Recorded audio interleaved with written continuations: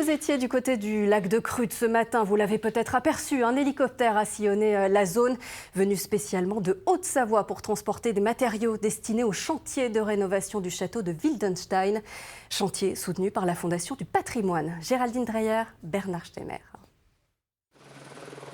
Du sable, de la chaux, des éléments d'échafaudage, tout ce qu'il faut pour rénover un château fort à plus de 600 mètres d'altitude. Le matériel est déposé à raison d'une trentaine de rotations par hélicoptère. Moyen efficace mais coûteux, 60 000 €, financé par la Fondation du patrimoine.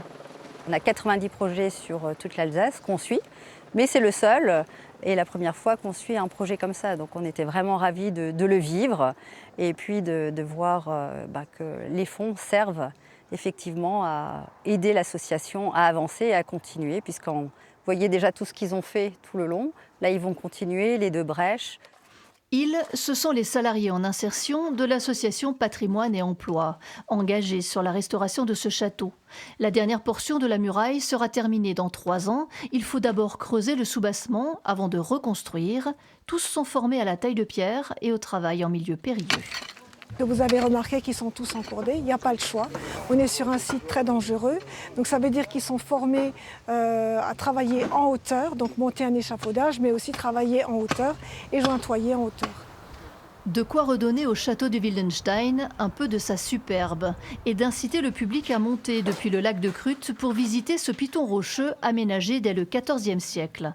La nature a su l'embellir avec le temps.